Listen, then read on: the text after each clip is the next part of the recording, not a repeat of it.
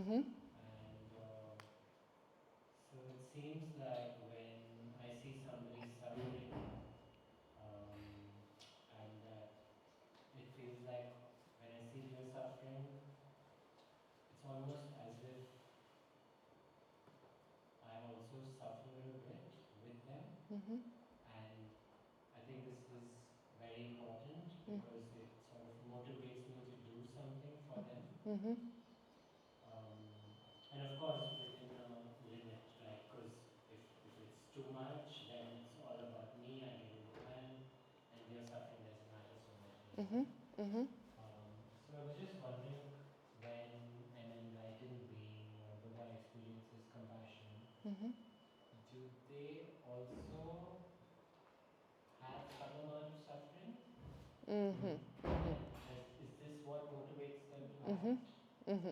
Okay. Because I also understand that the Buddha is in a permanent state of happiness or bliss. So how does this work? Okay. Let me repeat the question. I know it's already, everyone heard it, but just to make sure that I understand. So you said when you observe someone's suffering, there's also a slight sense of suffering there as well. Not that you exactly experience the same as that person, because that would be debilitating in such a way that you suffer too strongly, depending on what suffering it is. But if it's incredible pain, if you were to experience that same pain, that'd be a problem. But there's a certain degree of discomfort, at the very least, which is necessary in order to really understand what it's like and to act accordingly. Yeah. However, what about a Buddha? A Buddha experiencing this incredible bliss that we call bliss because we don't know how else to describe this happiness that is beyond what we've ever even tasted. And so how does the Buddha experience it, right? Okay, yeah. All right, with the Buddha, well, a Buddha doesn't experience any suffering whatsoever.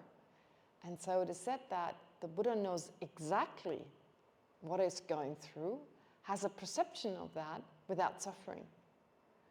That seems really hard to imagine. How's that possible? But of course, once we start to talk about the Buddha, it's mind-boggling. Like, how's that even possible? So no surprise that it is difficult to really comprehend what it means. But the texts, the scriptures are very clear on that. So the Buddha knows what it's like for us without suffering. So there I see, to add a little bit, for instance, even the most disgusting taste for us, if the Buddha tastes it, it's blissful. But knowing what it tastes like for us, just the knowledge is there, but it doesn't mean there's the same feeling involved. Like without so the Buddha knows exactly what it's like for us, except for the unpleasant part. Does that help? So the Buddha experiences it without experiencing the unpleasant part. It seems difficult. How is that even possible? But how is it possible to be a Buddha in the first place? So don't be surprised that it's difficult to understand what a Buddha is like. This is not the only thing that is difficult. There's a lot of other stuff. But again, for a 5-year-old, it's difficult to fathom what it's like to be, I don't know, a Nobel Prize winner in medicine or physics or mathematics. Just as difficult, so no surprise there. Okay. But it's interesting, you're right, there is a slight sense of discomfort, but not necessarily. Not necessarily. I think with practice, it's more like opportunity to help, right? Right now, we're so eager on avoiding suffering. Just the fact that there's suffering upsets us. Isn't that true? It's like, why there's so much suffering in the world? We try to usually not think about it. Some people purposely don't listen to the news because it upsets them. But once we get used to the idea that this existence that we experience and that we share with other people around us, that's in the nature of suffering, we're no longer surprised. In fact, we're ready to help. I think it so upsets us right now because it hasn't really sunk in to the degree that it could, that this is just in the nature It's no surprise. Let's not even try to find lasting happiness in samsara. Trying to find lasting happiness in samsara, I catch myself doing that all the time. Catching myself all the time. When there's a problem, the need to solve the problem. I mean, okay, let's work with it, let's try to solve it, but if it doesn't, no surprise, right? To be able to not do it in the way that I would want to maybe, right? Okay, it's not going to be, I tried, but to let go then. Or not to look for something lasting, not believing my mind, oh, if I had just had that, I would be happier. It's like almost like this very quiet voice in the back of my mind saying so. I'm not even aware or hardly aware of that voice, sometimes not aware, but it's got such an impact on what I do. So that voice, God, lasting happiness, if I just had that. And if it's samsaric, if I wish for Buddhahood, that's a different thing. But the voice never asks, that never wants Buddhahood, that sneaky voice that seems to promise lasting happiness in samsara, it's not the voice that wants me to become a Buddha for the benefit of all sentient beings. Not at all. It's the one seeking lasting happiness in samsara. And that is also that sense that this is possible, that sense that my mind still has on a level, I say subtle in the sense that I'm not necessarily aware of, that upsets us when we perceive suffering.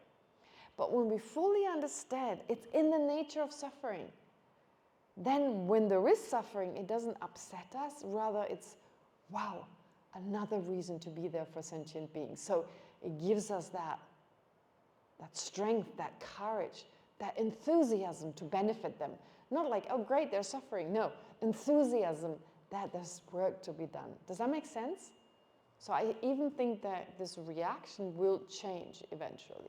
But right now, you're absolutely right. For a while, for some time from now on, okay, I can also move this a little bit. For some time from now on, there'll be like a slight discomfort. But you know, like, think of the following situation, like you become a doctor, and you're a new doctor, so we're new to the Dharma now. We're pretty much beginners, all of us. Well, some of you could already be enlightened, of course, but the way you present yourself, you don't, you present yourself as new. But we don't know, we never know. And so if you're like, let's say you're a new doctor, you're new to medicine, and a victim, like a victim of some shooting or an accident, the person being badly hurt in an accident comes into your emergency room, and you go, oh my gosh, right? Initially it's like, oh gosh, maybe you even want to throw up, depending on how new a doctor you are, or at least it gives you discomfort. But before long, because you're doing it so much and you so love your job. This is important. You love your job. The money's not important. The hours are not important. You're so happy to help someone. So someone comes in and you see what can be done to help them. You're like so happy you can do something. You're not happy about the accident, but it gives you happiness to help. Oh, I can do something for them. I know they suffer right now, but before long, their suffering is over. And I think once we reach that state, moving away now from the analogy of the doctor, then we have that. So a bodhisattva, for instance. I think a bodhisattva would be someone, I don't think they would get upset to the degree that we would, but rather it would give them that enthusiasm to now, right, that courage to do something. Yeah. And that's how you can already understand, like moving towards Buddhahood, how, of course, for a Buddha, when there's no longer any suffering anyway, there's just that drive to benefit all sentient beings. That's what a Buddha lives for. Yeah. Okay. You also raised your hand? No. Did you? No? I'm sorry. Who else? Ronnie? Or Achara? Achani? Okay. Maybe it's a little bit Ah, okay, there you go.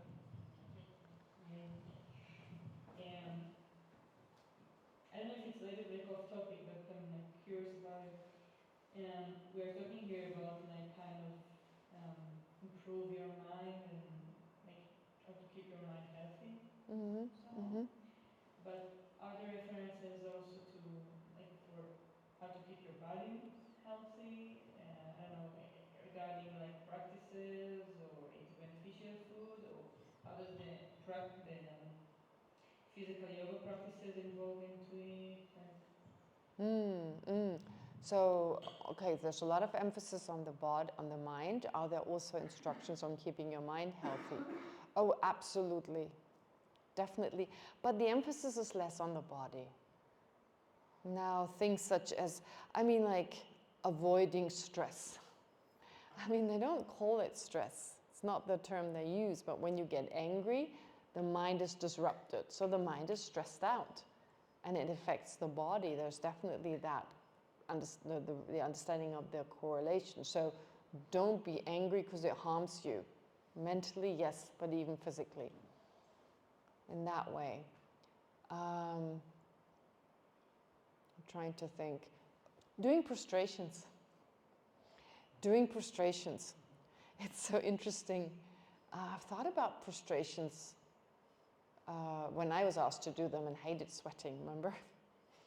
I thought about like, why is it prostrations? Because there are purification practices, right? Like practices we do in order to purify past negative karma. The only advantage of negative karma, they say, is that it can be purified.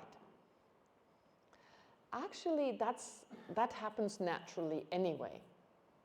Negative karma can be purified even naturally. Like, for instance, if you generate regret, let's say you generate regret, that's always important, having regret for some past actions. Even if you don't remember, you could just in general think, I must have done this particular thing. I must have killed people in the past, you know, because I see people killing, so I might as well have killed in the past. It's very proper, I mean, it's very likely that I did. So if I ever did, I'm so sorry. Without remembering the exact event. That is already very powerful.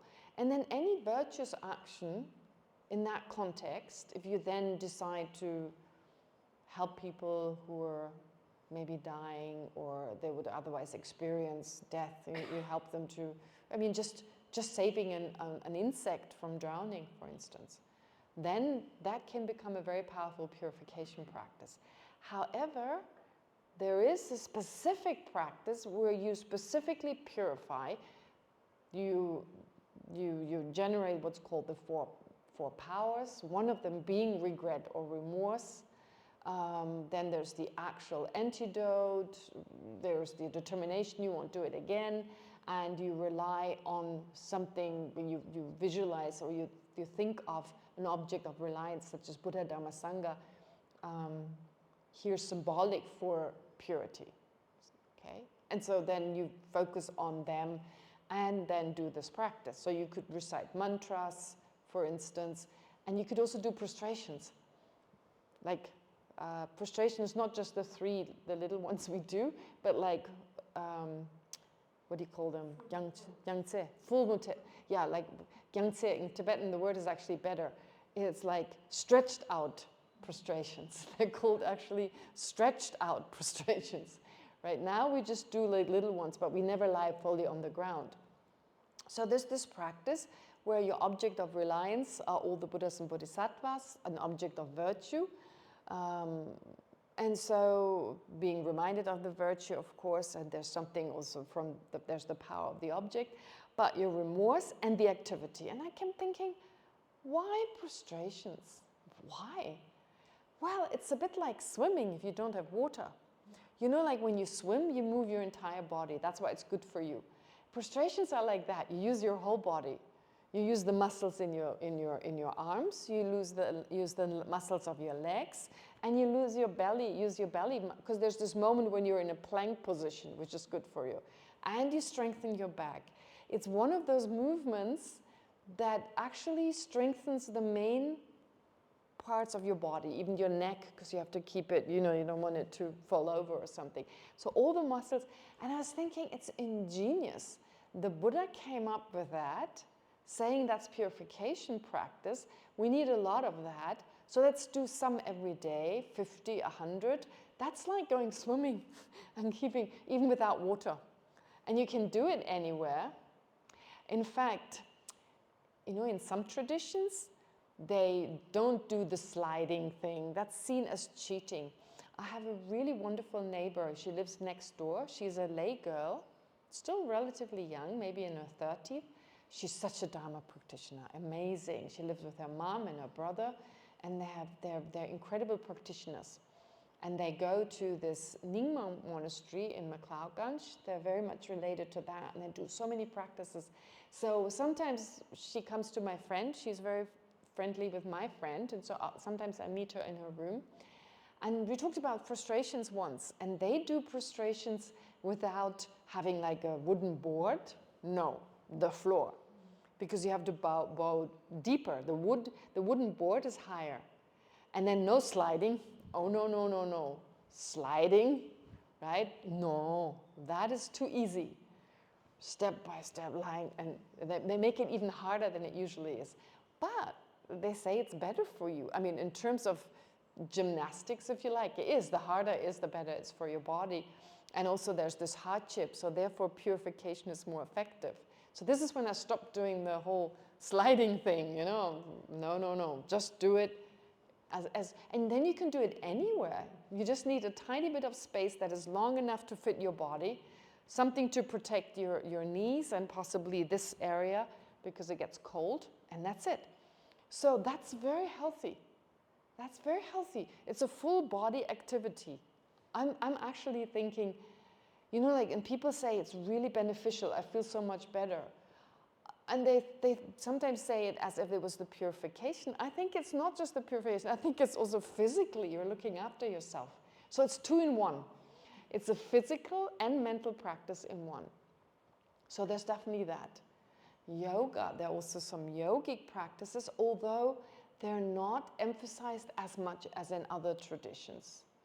Not like in the Hindu tradition, for instance. There's a lot more yoga.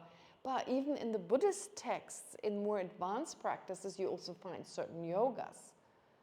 So, you see, in Tibet, we have to be aware that Buddhism came from India to Tibet, and from Tibet, it was preserved there for 1,000 years, but very much adjusted to Tibetan way of life. Now, yoga, if you wear 5 layers of clothing, becomes a little cumbersome. I mean, if you've got 40 degrees Celsius, 40 degree minus, in a room that doesn't have central heating, you're going to wear a lot of layers of clothing. And I think yoga becomes a little uncomfortable, to say the least. So I'm thinking practically, it probably wasn't emphasized as much because ordinary people weren't able to really do it with all the clothing. But there are these yogic practices for more advanced practitioners, and these practitioners, now this is quite interesting, there is a practice that's called tummo. Tummo means you do a very specific practice. It's part of Tantra, and it's very difficult to do.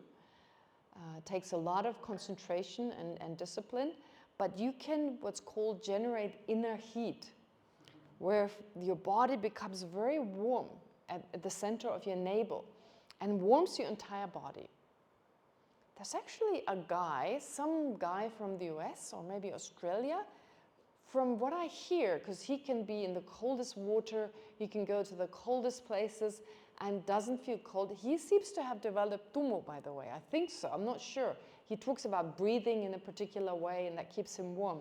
But going back to the Buddhist way, like in Tibet it was practiced, and there were some monasteries where the practice was very prevalent, and they even took exams. You know how they took the exam? It was done when it was really, really cold, minus I don't know what, and they would take wet sheet, wrap them around themselves, and meditate. And whoever got the sheet dry the first or something, they were the best meditators. So isn't that helpful in a place when it's terribly cold? If you have that ability, you don't depend so much on clothing, if you can develop that. And now there are scientists who are investigating that. I think there have been experiments like with meditators who could do it for His Holiness, of course, encouraging that. And yes, so in that case, I guess you find yoga as well. In that case, you could do yoga because all you have to wear is, you know, some light clothing and do all the practices while keep the tummo going. I wouldn't be surprised.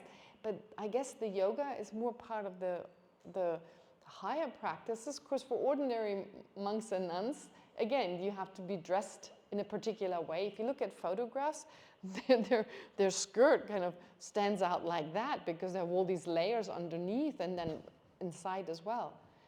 So I think there was less emphasis on that. First of all, they had very little food. They had samba and they had meat. In like 100 years ago, like even like 60 years ago, there were no roads really leading to Tibet where you could easily transport vegetables. They had very little vegetables. They mainly ate barley, like roasted barley, ground to like flour. And since it was already roasted, you could eat it like that. And they would mix it with butter, with salt, well, butter, some salt, some tea. That was their staple, their main staple. And they ate meat. That's all they had for food. So it wasn't like eat the right kind of food. Well, you had exactly 2 or 3 dishes basically available. Yeah, tukpa as well, but very little vegetables. They ate a lot of radish, and the green part of the radish, they dried that and fermented it in some areas, called loma. It's very delicious. And so that way they had, because radish apparently grows in high altitude, so they had radish, the white stuff they ate in the summer, and the green stuff they kept for winter, so something like that. And so they had tukpa, again, flour you could take from, it could grow in certain areas, I suppose, and they could make like momos and tukpa, but they were meat eaters. So again, there wasn't much, like, well, you've got no choices, don't have much green vegetables. So there's very little emphasis on what to eat traditionally in the Buddhist, in the Tibetan texts. Now in the Indian text, I'm trying to think, I haven't really come across, but that doesn't mean it doesn't exist. You have the medical texts, the Buddhist medical text, and that's different, but I haven't read them. So definitely there is emphasis on healthy body, healthy mind. If you're sick, you can't practice, or it's very difficult unless you're pretty advanced. So to look after your body has always been seen as very important, but without giving the kind of instructions that you find nowadays in terms of diet and exercise, right? But implied, again, of course, that's very important. Our body is very precious. In fact, one of the first topics when you look at what are called the Lamrim teachings, having this precious human body. So it's all about having this existence, being a human, and therefore having a mind that manifests in the way in which it does because there's a human brain. Having a mind that, because of being human, has a healthy amount of happiness and suffering. Having both, very important. Too much happiness is not a good idea. Too much suffering, again, not a good idea. So this body is so precious, let's not waste it. Again, implied, don't eat stuff that makes you unwell so that you could lose this human body because you don't know what's going to be next. Will you be again? And just being born human, of course, that in itself is not enough. There's so many human beings, but having a precious human life means, of course, also having certain leisures, certain opportunities, being free from certain impairments that prevent you from hearing the Dharma or think about the Dharma, for instance. So just being human is not enough. Yeah, I mean, hearing the Dharma, of course, nowadays, if you can't hear, there are certain devices you can use. But in the, like if you were blind, very difficult if you had, they didn't have Braille in Tibet, probably not in India, so very difficult to read the scriptures. Yeah? So as an example. Which doesn't mean, I know a nun, she's deaf, and she took her Geshema degree. I don't know how they did it, incredible. She can read, but my friend, this nun I mentioned a lot, she's good friends with her. Yeah, because my friend is like this kind of person. This nun sometimes had difficulty, sometimes some nuns, they found it difficult to be around her, but my friend, when she knows someone has a problem, she becomes their friends. And now she's really good friends with this deaf nun. And she tells me some stories about her. It was so hard for her, so difficult. How do you debate with her? She could only read lips. And it was very difficult, really, really hard. She did pass her Geshema degree, but it was not easy for her. Very difficult, yeah. Mm-hmm. Anyway, and again, just because you have some impairment doesn't mean it's impossible, but most people don't even try. But she was like one of those rare cases where, despite being deaf, she was determined to study the texts and to take her Geshema degree. But that's pretty rare. Yeah. Anyway, okay. More questions? Do you have a question? No? No? All right. Okay. So let's continue then. This morning we covered, or we meditated on the absence of a permanent partless independent self. And of course, in that context, I ask you to meditate as the second meditation on particular emotions that are the result of holding onto the self as permanent and identifying with parts of our body, parts of our mind, which wasn't easy because feelings of guilt, feelings of being a victim, feelings of being a victim and therefore feeling humiliated, having therefore also resentment towards the other person, those are very deep-seated, not easy to overcome them, and it takes time. However, the more we do these practices, the more we can let go. Starting with what we think our parents did wrong, for instance. I very much thought my parents did things wrong in a particular way when I was a teenager. And so I learned to accept or be forgiving or like let it totally go. It wasn't even like I had to forgive them. It's like they did a great job. It turned around, like looking more at the positive. So doing this practice, but it wasn't done with just doing it once. Or, you know, when I was a teenager, I remember one event, I was bullied. I thought I was bullied. I mean, people made fun of me at some event where we were all camping. And I said a few things and I said something else, and that was my mistake. But then they all kind of grouped together and went against me, this particular group. Although it sorted itself out later on, it was forgotten, but I carried that with me for a while. I was like, how dare they? They all grouped together and bullied me, I mean, in that way. So later on, yeah, they apologized and all that, but it was still so raw. It was so raw. How could they do this? I hadn't done anything that justified it, I felt. So anyway, the point is, at some point I could just let go. It just happened, you know, it could have happened to anyone. So you could really, it's nothing personal. It's nothing personal. And so in that way, life becomes easier. And these emotions go away. They're painful and they prevent us from practicing the Dharma effectively. Now, if you find this morning you had a hard time, don't ignore it. Don't just push it away because it was difficult. Maybe it didn't work to your satisfaction. Well, that's just because they're so deep-seated, these emotions. It takes time. Yeah? It's like going to a doctor and you have to go again and again to receive treatment. You don't just go once and expect that to be enough. Especially medicine that is not invasive, like some of the allopathic medicine that can be very invasive, have lots of side effect. So medication that is gentler, like Tibetan, Ayurvedic, and so forth, homeopathic. So you need to do it over some time. And with this, we should do the same. We should really give it some time, try it again and again, and you'll see it'll become easier and easier. And one day you look back and it's no longer an issue, right? But now let's move on to the next type of selflessness. So there's no permanent, partless, independent self. Now the meditation I did this morning, it's not typically done in that way necessarily, but it works. It makes sense, right?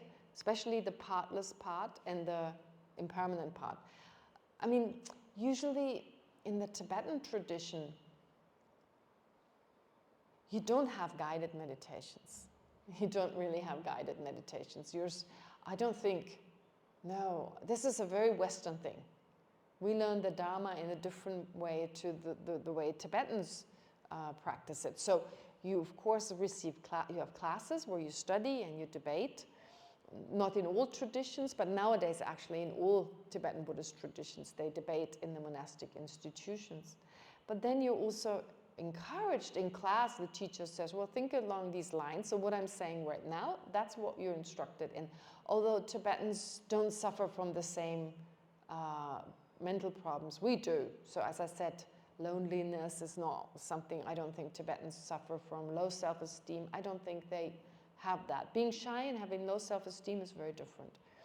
Anyway, and then their meditations, they figure it out themselves. They do it, it's a personal thing, it's not something you do together, unless there are some tantric practices you can do together. You do together, maybe in the form of a puja or something. You recite prayers together, but it's not like someone is talking and the rest is meditating on what you're saying. No, that doesn't exist. But it's a good thing, it's great. I really like it.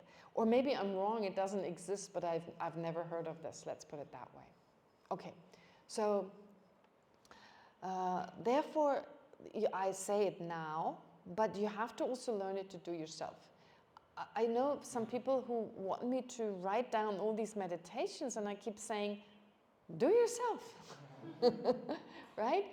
At some point, I mean, it's not that difficult. You can sit down, maybe write it down to get some structure going, but it's a good idea to start working with your own meditations. And even if it's not that structured, sit down, take a book, read a passage, and think about it, meditate on it. So then you don't have these long stretches where you sit there with knee pain and back pain and so forth. We should actually take like a book like His Holiness is, for instance, See Yourself as You Really Are. It's a very nice book by His Holiness. It's called How to See Yourself as You Really Are. It's by His Holiness. It was, I suppose, I don't know whether it's, no, His Holiness I don't think His Holiness wrote it. His Holiness probably gave instructions to Jeffrey Hopkins. So Jeffrey Hopkins then put it down and possibly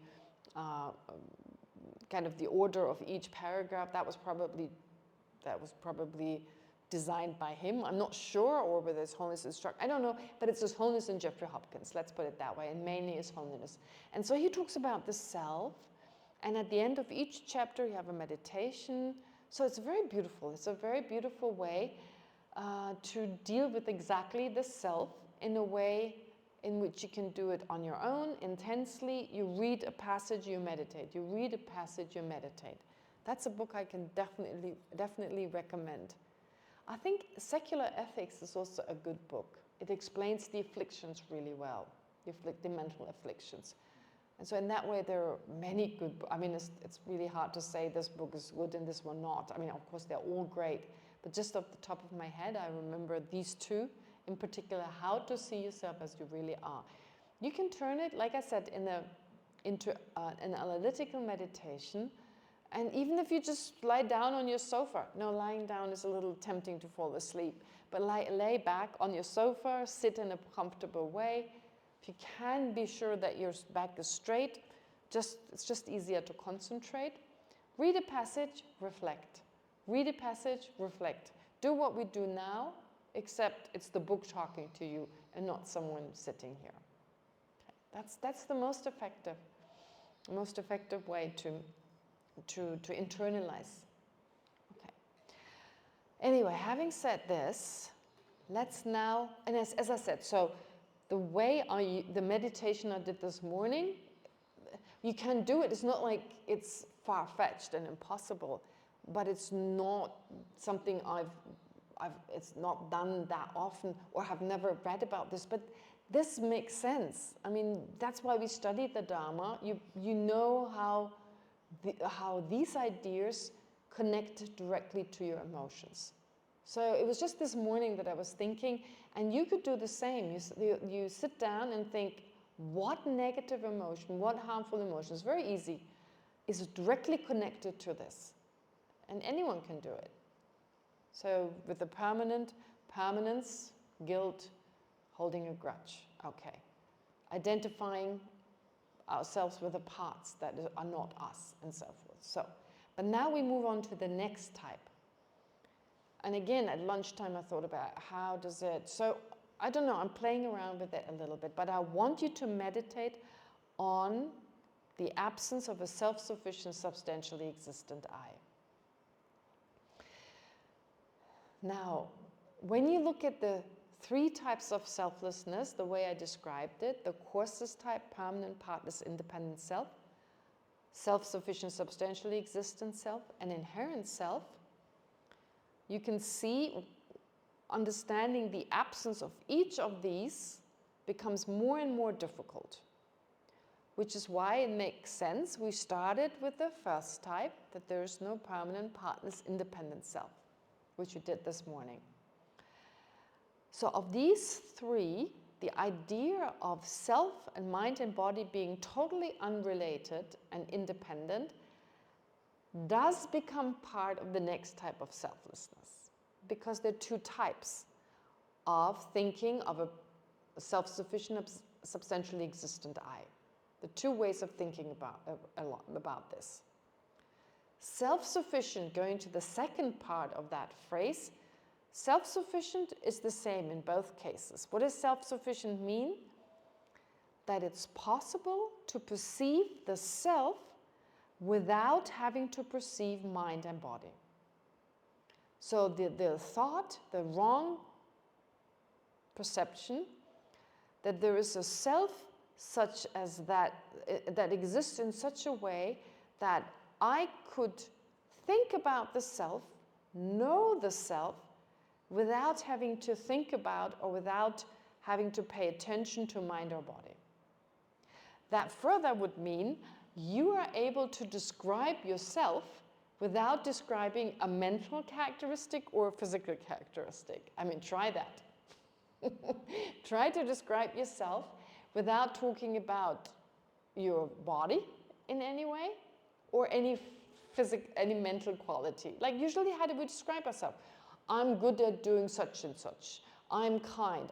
This is all physical or mental. I'm good at fixing cars. Well, it's physical and mental. For instance, I'm friendly, mental.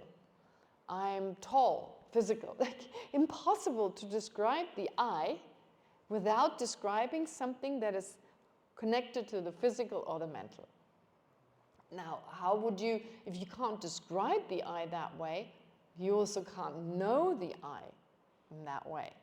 But when we have a very strong sense of an I, the stronger it is not just our sense of an inherent I, but something very concrete. That then leads us to think that should actually be possible. Okay, so that's the substantially existent part. But then the self-sufficient, with the word self-sufficient, having the meaning of independent, right? It kind of means independent. It can either mean the self over here and mind and body over there. They're totally independent. Like independent, the way I described independent as part of permanent, partless, independent. But without the first 2 qualities, permanent and partless, even without accepting that, I have already understood, okay, there is no permanent, there's no partless self. Okay?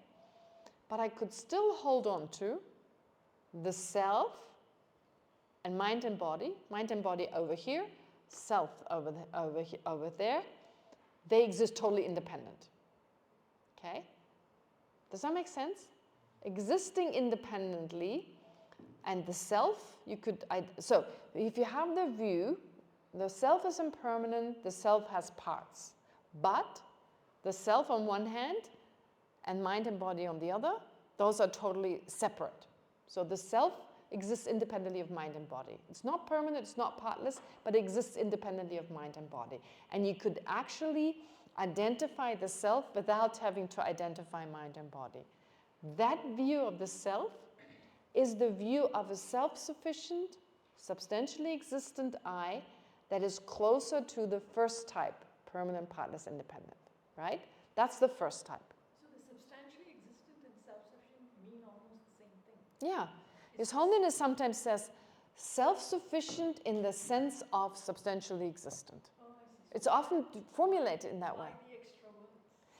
Why the extra words? Because they have a slightly different meaning.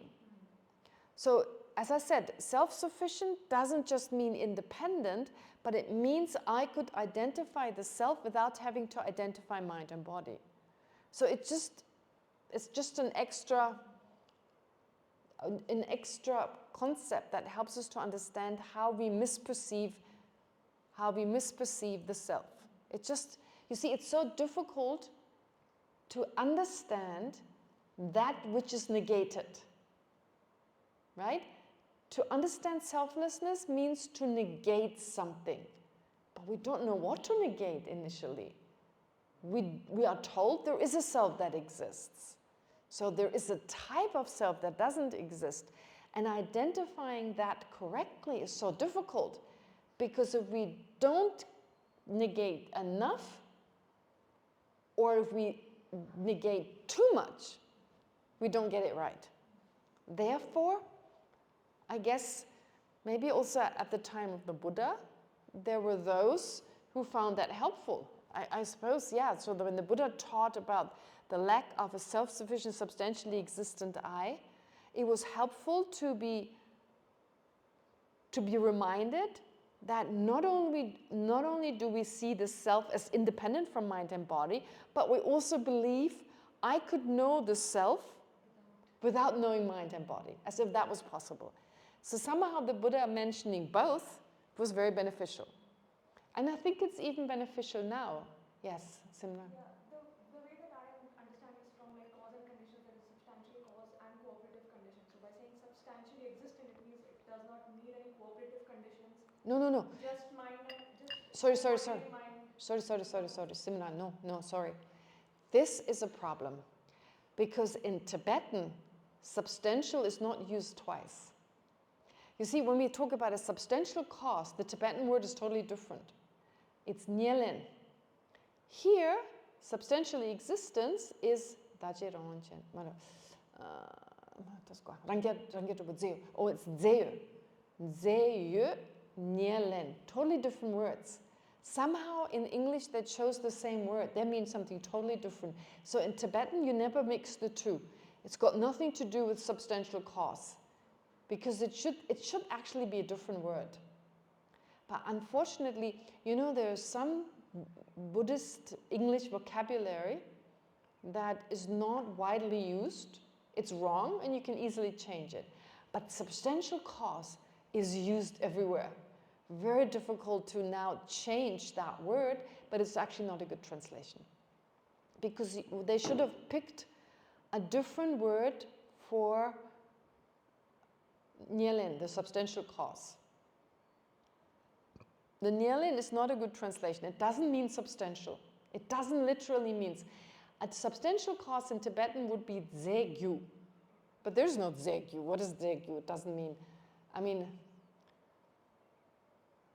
yeah, maybe there's a way, okay, because it's the same substantial type. Sometimes from the definition you could see that, but anyway, there's also a lot of, I think nyelen, it should not be called substantial cause. But I won't stop calling it that, because if I use a different word and you read somewhere else it says substantial cause, you get confused. So I'll use substantial cause, but let's put it this way. The meaning of substantial, when you talk about substantial cause, and the meaning of substantially existence, of substantial as part of substantially existent, totally different. This we can agree on. So don't even try to put them together. Yeah, I think. And anyway, even the word ze in Tibetan, there are contexts when it's used as having a totally different meaning. The word ze, as in like substance, by the way. Anyway, so even if you use the word substantial cause, it's okay to think of substantial differently. To tell you another word, where the word in Tibetan actually is the same, but in a different context, it means something very different. Does anyone know an example of that? There are a lot of words like that. Conventional. Conventional truth and conventionally existent. The word conventional means different things here. Therefore, an ultimate truth is not a conventional truth, but an ultimate truth exists conventionally. An ultimate truth is emptiness, right? So, an ultimate truth in general, we could say, refers to what you realize when you realize emptiness directly. That is an ultimate truth. Conventional truth is anything other than that. Anything that exists is not that. So emptiness is an ultimate truth. It's not a conventional truth, but it exists conventionally because it exists as being merely labeled. So they use the same word, right? They use the same word, conventionally existent, conventional truth. Conventional is present in both, but they mean different things. In fact, you have more situations, selfless and self. The selflessness, the self in selflessness, and the self exists, the self that you, the word self that you use when you self, the self exists, totally different, right? Selflessness, the self, the word self that is part of the term selflessness refers to a self that doesn't exist. While obviously the word self that is part of saying there is an existent self that does exist. So it's like use self in both cases, one exists, one doesn't. But here it's done on purpose. In this case, I think it's done on purpose to keep us on our toes, right? To know self can mean this and it can mean that, because we're exaggerating the way the self exists, so that there is a self that exists. There is an existent and a non-existent ones. So to be aware of that, they make it a little bit more complicated. Call it the same thing so that you really pay attention to it and learn to differentiate them. I think it's done on purpose.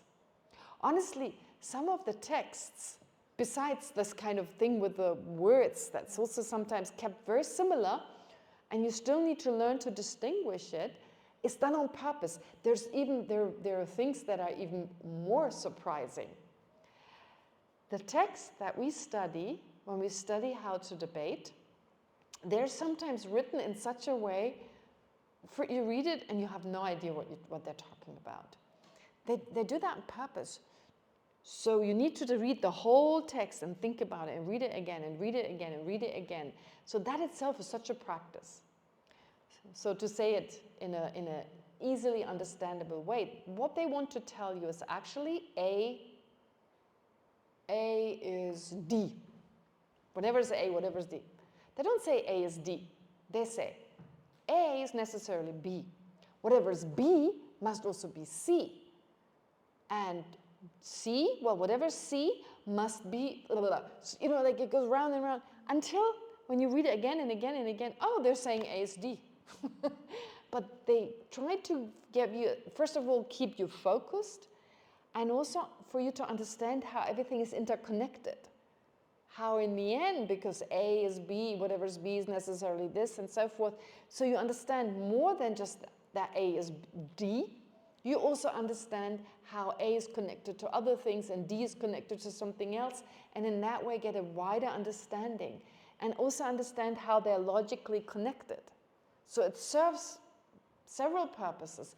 Sometimes it feels a bit like some kind of brain app, You know, they have these apps where I've seen apps where it says, when I say whatever is a woman is not necessarily a bicycle, am I saying it is a bicycle or not? Right? They ask you these questions. That's exactly what we also do. Like with words, understanding, keeping. It's a very good brain exercise. It trains parts of our brain. And every exercise is slightly different because different parts of the brain are trained.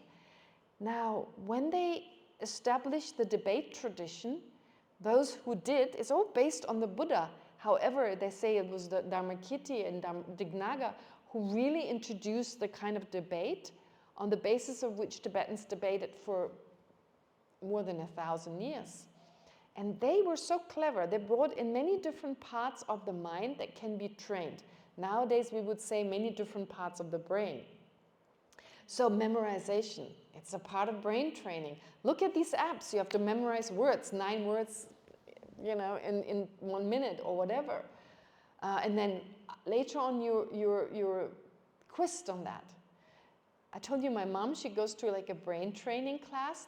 She does exactly that. So everyone in the group have to make a sentence and add something to it. And then you have to repeat everything the person said to you before and add something else. And then the next person. So it's all memory. Or 5 words they have to memorize. And at the end of class, they have to recite these 5 words, for instance. So that's what Tibetans do when they memorize. Then you have to learn logic. Like with words such as whatever is this is necessarily not that, or whatever else, however complicated it is. And then you're quizzed on that. That's what you find in Buddhism, the logic.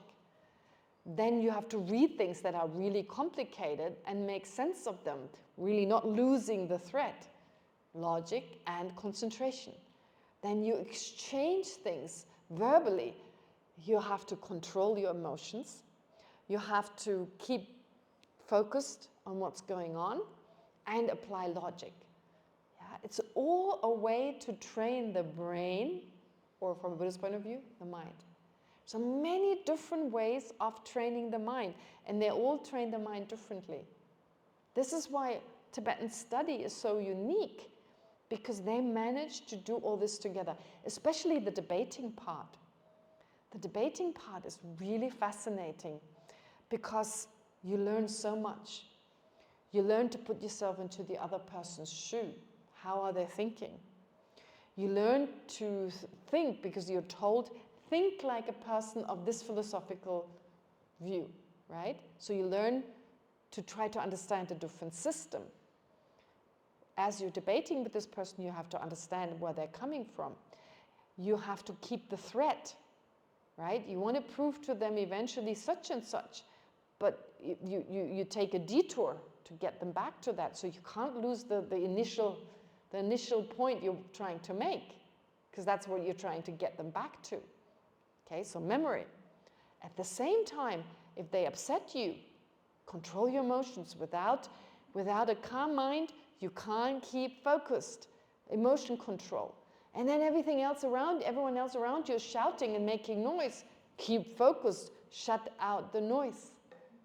You have to be quick. You have to be fast. So think quickly. Think quickly under a stressful situation when the other may actually kind of like provoke you a little bit. Control your emotions. Be focused. Wow, it's an incredible practice. So you have many, many different ways to learn, many different ways to apply your mind and gain knowledge. It's ingenious if you think about it, this debate, what it all does. So many parts of it's not just a mere discussion. And you're only allowed to frame it in a particular way. So you can't get away with like giving long stories and convince the other person.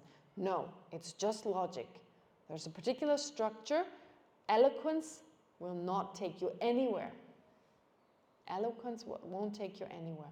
So it's incredible, what they found, what they developed, the Tibetans, and also of course in India, it came from India, and what the Tibetans continued on and possibly furthered to a certain degree. So it's all about a different type of mind training. Yeah. Anyway, sorry, that wasn't your question, but just to give you a bit of a sense of how it's not considered to be, you see, this course, I like this course because I didn't make anything easier for you. No material. That's very difficult. Actually, if you had material to follow, it would made it easier. Even easier would be charts, illustrations. Much easier. I showed them, some of you I showed you. But besides the fact that I didn't have time to prepare something, but I thought, okay, that's an opportunity. We're so, you know, at least, what is it? What do you call these presentations? PowerPoint presentation. We're so used to, we want everything just to see it at the very least. But you know, when you have that, you don't generate your own visual image.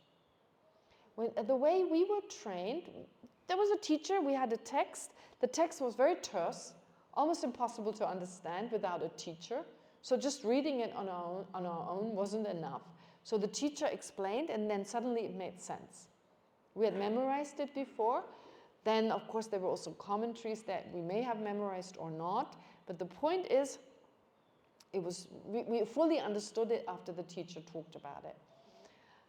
But sometimes the teacher explained something we had nothing in the text. And that forced us to generate our own image, our own charts. You come up with your own internal image. And that is so much better than someone chewing the food for you and just, you know, force feeding you or whatever. Right? A little bit it feels like that. We're so spoiled with all these techniques now we have, with apps that do charts for us and do illustrations for us. Like, you know, using a calculator. It's a bit like using a calculator. It's great, it's quick, you know, it's easy. However, you become dependent on that calculator. So it's actually much better. However, it's more difficult but more rewarding to get your own understanding. I bombarded you with permanent partners, independent self. You may not be able to repeat it, but you got it, right? Yeah, so Shibam says, it makes sense. Can't repeat it, it makes sense. That's good enough. Because then when you read it, you remember possibly what I said, and hopefully go back to it makes sense. And once you've seen it written, then it's easier to remember. Yeah? So making it easier is not necessarily a good thing. Yeah? It's about training the mind. Sorry, I went totally past your question, but might as well find out a little bit more about the Tibetan pedagogical system, if you like. That comes from India, of course. Dignaga and Dharmakirti.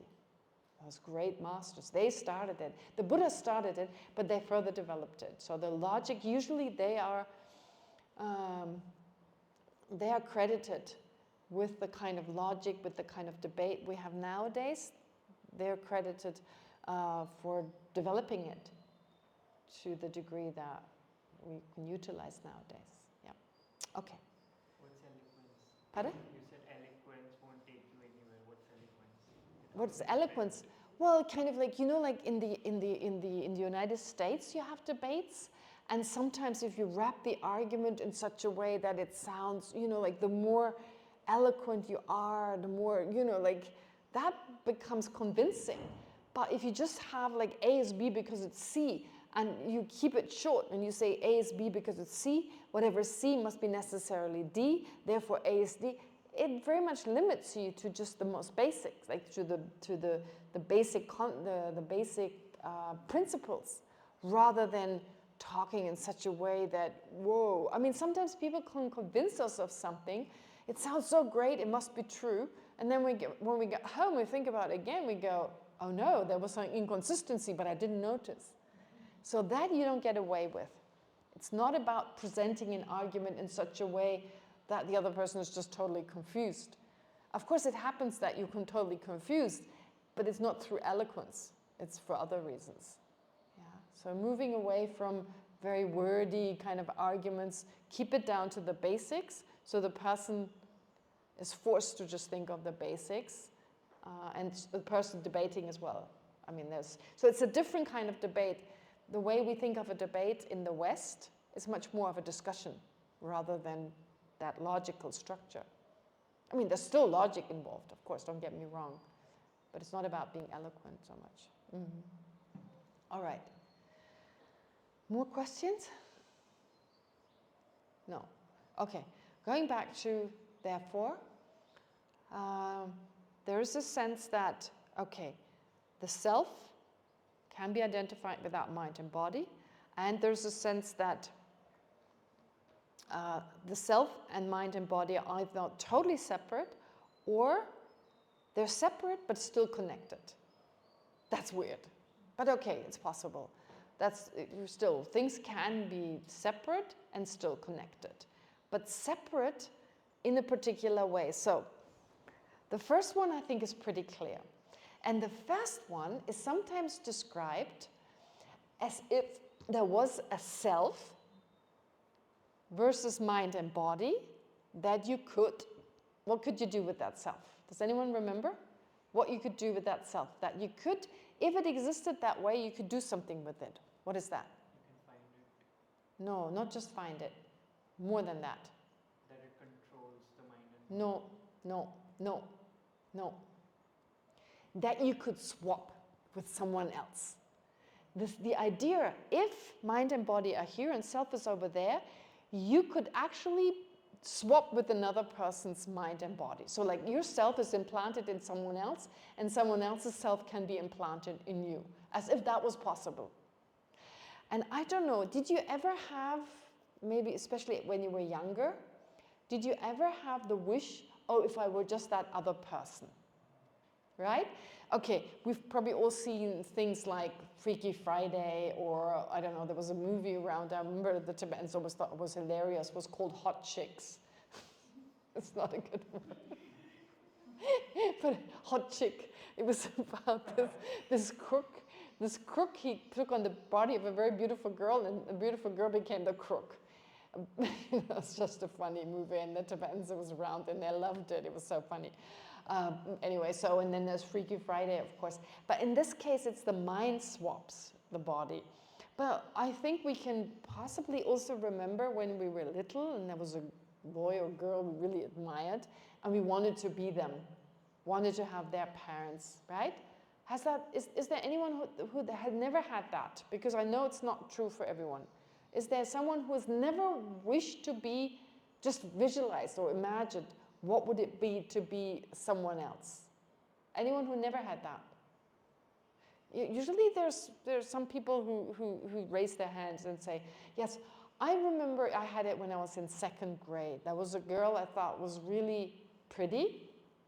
I wanted to be like her because I thought she had really pretty pigtails. I liked them. I thought her mom was really cool. And I liked her mind as well. So I just thought, well, wouldn't it be nice to be her? And I kind of imagined that somehow.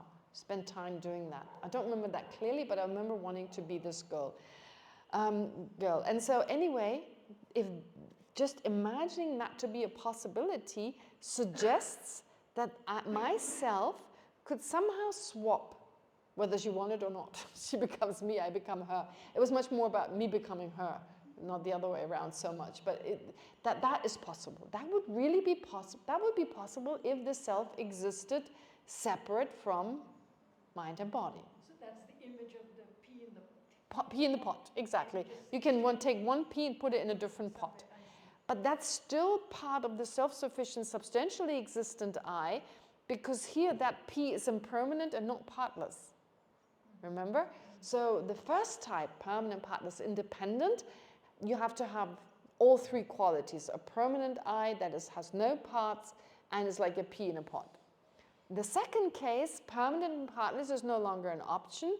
Still have that pea in pot kind of situation, but as if you could identify the self without identifying mind and body, and you could actually swap with someone else. You could switch with the self and another person. Okay, that is the first type of a self-sufficient, substantially existent I. The second type is where it's not a pea in a pot. You cannot separate them. So there is a self that is not mind and body. It's not just labeled. There's really something there. Again, an owner, I should add that also to the first type. So having the quality of an owner, of a controller. You don't have that with a permanent partner's independent self. That's not even mentioned.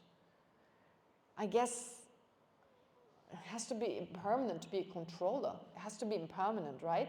A permanent controller is impossible. Because sometimes you control, sometimes you don't, so there's a change.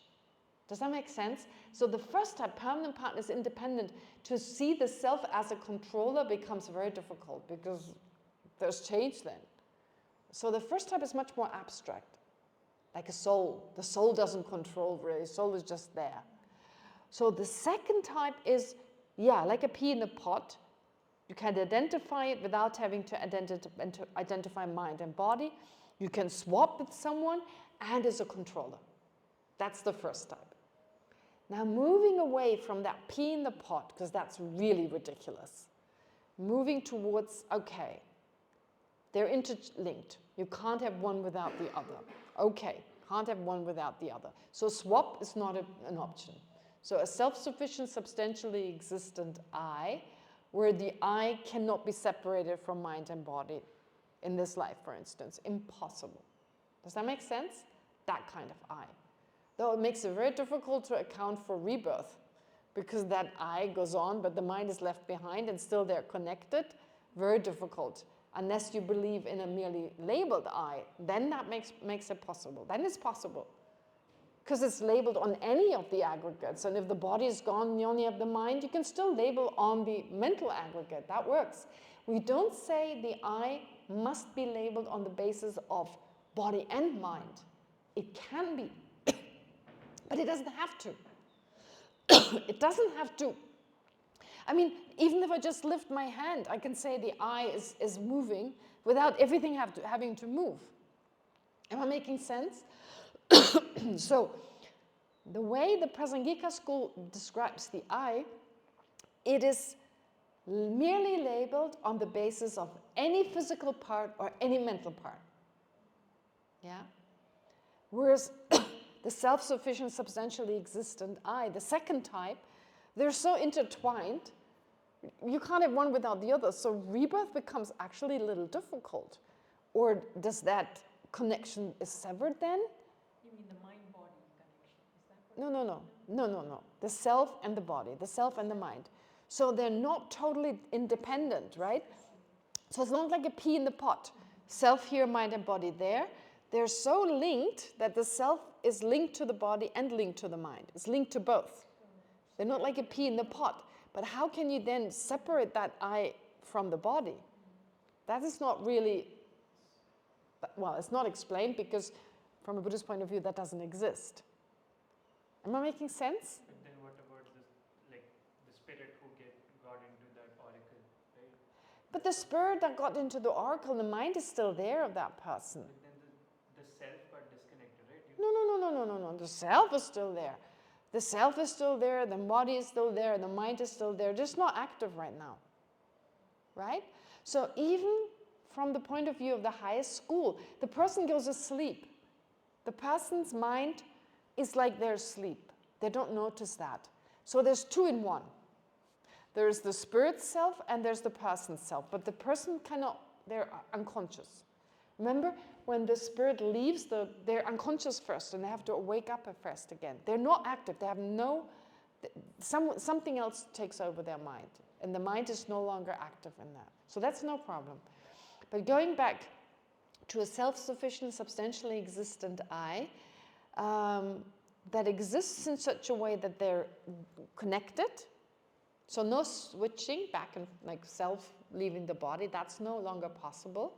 They're connected. The I is still the controller, but the I is not merely labeled. There's really something you could find if you look for it, and it's very clearly explained to be this controller. Does that make sense? That is the sense of a self-sufficient, substantially existent I. Okay?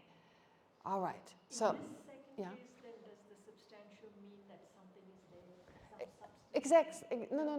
No. Still self-sufficient means the same as in the first case. And the substantially existent also means? Substantially existent means the same. I could identify this controller this utilizer of mind and body without identifying mind and body. Same thing. Yeah, in both cases the same. In both cases that you can identify the self without having to identify mind and body is the same. In both cases it's a controller, but one is a totally independent controller and the other one is dependent on mind and body. Does that make sense? So you move from totally separate to, okay, not totally separate, because that doesn't make sense, to kind of an interconnected self that is still a controller. Am I making sense? Do you have a question, Balaji? No. I got lost. You lost? Where did you get lost? I couldn't able to comprehend you guys were talking. Ah, okay. Somewhere. All right, let me... I tried to Okay, get in, but I'm lost. you lost, okay. Long time already? A long time? My selfless, I'm lost. Shall I bring that board, whiteboard? Do you want to? Should I use a whiteboard? I could use it in the break and write it on there. I'd rather make a chart or something that gives me, something more. Maybe let me do this. Today evening, in the evening, I'll make some kind of chart if you want. I write it down like, what are the characteristics of a permanent, partless, independent self? What are the characteristics of, that would help. Okay, let me do that. So let me do that. Yeah, for everyone's sake, I think that's okay. It's a good idea. And then hopefully I can, it brings you back. But I think where the confusing part is that I took the idea of a self-sufficient, substantially existent I, and I divided it into two. This is where the confusion came in, right? The permanent, partless, independent, I guess, is still manageable. P in the pot, permanent, partless, okay. The second one now is, so the I being much more active, therefore independent, something that is active. It's still not the mind and body, it's not labeled in any way, it's not just labeled, it actually exists, has always been there. And the relationship between mind and body is such that it's either they exist totally separate, but the I just took over the ownership in the first case, and in the second case, it's connected to mind and body, but it's still the owner, it's still the controller. And in both cases, you could actually, the sense that you could identify the I without having to identify mind and body. That sense of an I, okay? Whenever you do Just want to clarify myself. Yeah. In the second place, that the mind, not mind. The I? The I control the mind and body. Yes. It can be only one of them, or it needs to be both of them. It controls both mind and body. Yeah, it can be Yeah. only the mind or only the... No, the I, in the second case, where the self is connected to both mind and body, it controls both body and mind. So in the sense, like the sense we have, how can I wave? Because the I is making my body wave. The I is making my body think. The I is controlling the whole thing. And sometimes it's out of control. Like when you have two dogs, let's say you're part of these two dogs and you control the two dogs. Sometimes they're out of control. Sometimes they do their own thing, but usually you control them. That kind of idea, right? So it's not surprising that we don't always control them. We can't always control the body. We don't control the heartbeat. We can learn to do so, but we don't. We don't control the mind. We can learn to do so, but we don't. So that kind of relationship. But it can control both to a certain degree. But it can for also only the mind or only the... Can it be that it only... Well, if a person is paralyzed, and they cannot move anything, like the butterfly and the bell or something, there was a book, The Bell and the Butterfly or something. There's a book about a Frenchman who was in a coma. He was awake the whole time, but he couldn't move. He couldn't, The Bell and the Butterfly, I think it's called. He couldn't move his eyes even. And then at some point he learned to move his eyes and he started to communicate with his eyes. So he could blink blink once, it's yes, blink twice, it's no. And then even with the alphabet, so like if it's A, he would blink, and then they would go like saying something would take forever, of course. They would go through each letter, and whenever it was the letter he needed to form a word, he would blink. So then they wrote it on a board, and in that way he could slowly communicate. And then later on, I think he was able to do it with a computer. He got some control, and he could. This was not Stephen Hawkins. This is a book about a man who was in that kind of coma. Everyone thought he wasn't awake, but he was fully there. And the other day there was a program on the BBC I listened to. There's a girl who was in such a state. When she was a young girl, she suddenly fell into a coma, but she was awake the whole time. A whole time. I mean, the family thought she wasn't, because her eyes were like moving this way. She couldn't even move her eyes. So she could see whatever was in the sphere of her vision. And her siblings, it's such a cute program. I look it up for you to listen. It's really beautiful. So her siblings tried to keep her updated, and they would do dances in front of her and stuff, you know. But they had to go where she was. They kind of assumed she was there. But she said also sometimes the nurses and the doctors were really cruel. You know, they would say in front of her, oh, that one is a goner. They think she's still around, but she's a goner. And she was like, I can hear you. And then one day, whatever caused that in her brain got a little weaker so that she could move her eyes. So her mom she saw her daughter in her. Like, she could only move her eyes, but her eyes were not uncontrollably. I think she had some epileptic attacks in the brain, and that's what kept her. They kept firing away. And oh yeah, when they gave her very strong sleeping medicine, that's when these attacks, they calmed down, and she could move her eyes. She could control her eyes now. And my mom realized that suddenly she looked at her differently. And then she did exactly that. Blink at me when you can hear me. And she did this. And there was her daughter. And she was there the whole time. For years, she was in that state. She was a young teenager. Incredible. And then they were able to control whatever was wrong with her.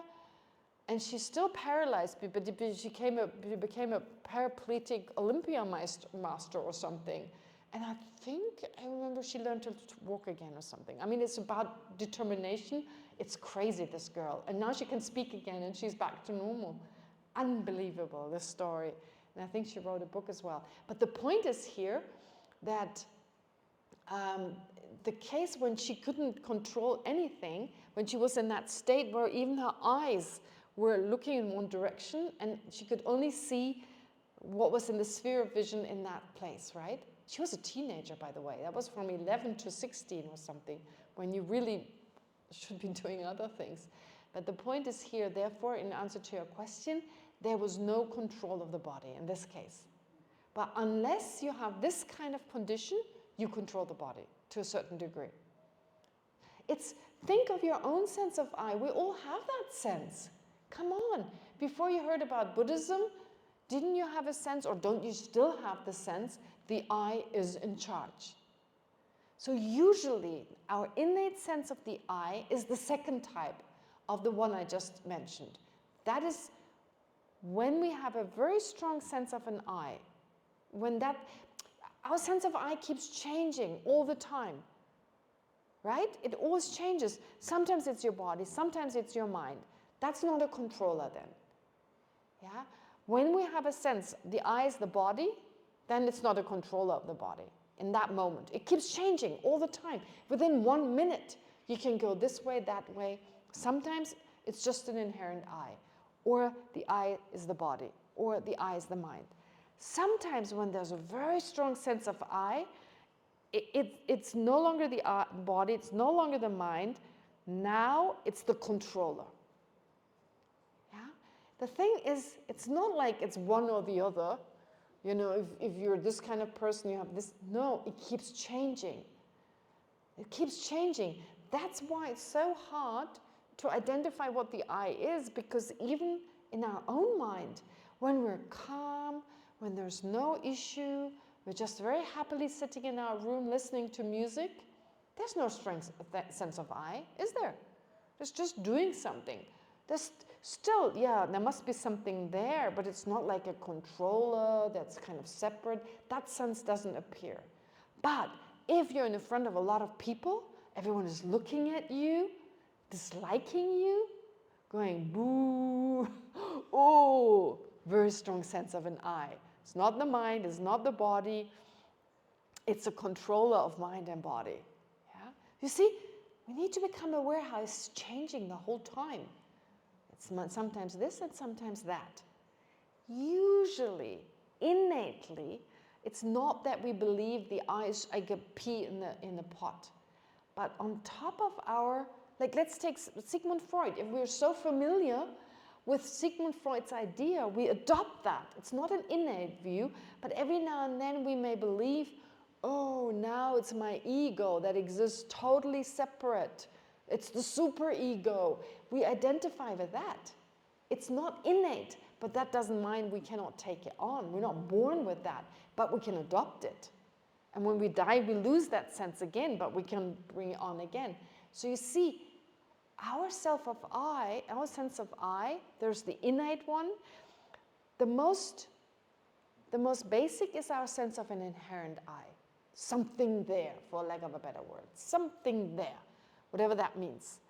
So the stronger that gets, the more it gives rise to like, oh, the I is the controller of mind and body. And innately we feel they're connected. Because otherwise I wouldn't say my body, I'm doing this is mine, etc.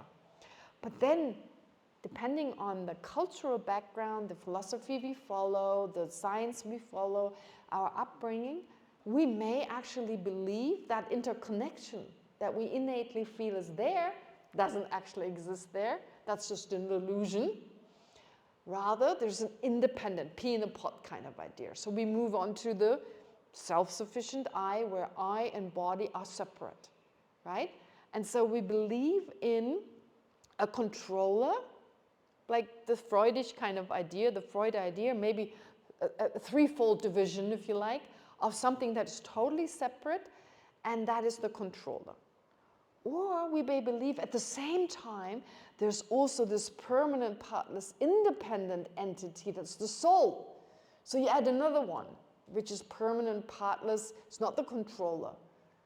So really, logically speaking, there are lots of different I's. It just depends on our state of mind. And we never really bothered to write it down and make sense of it, although it's all not true.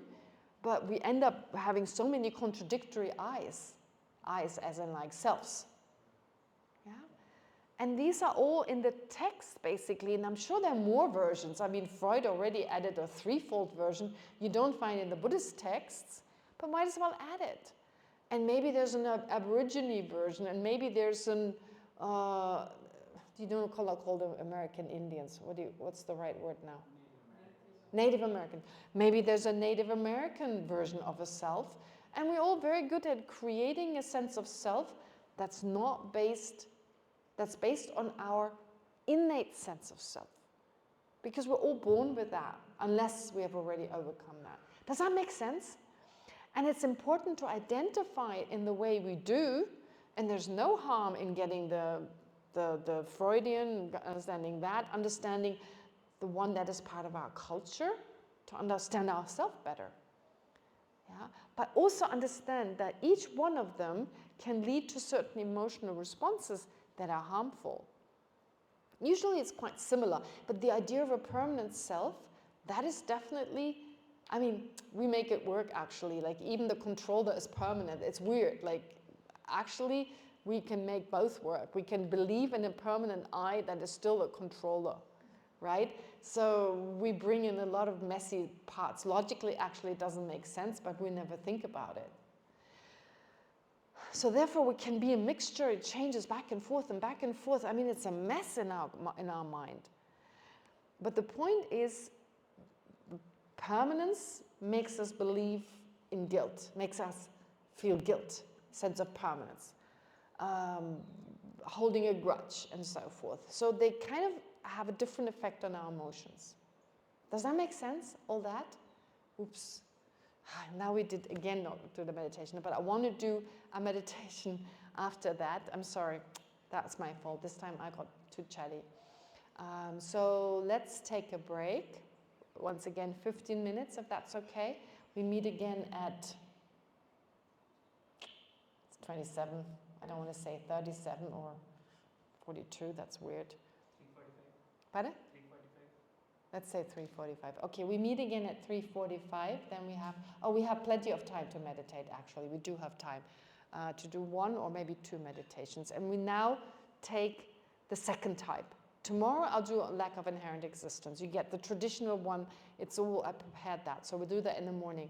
But now we do the permanent part, no, the self-sufficient, substantially existent. We focus on that, okay? Great. So, but let's, 45, yeah. Let's meet after.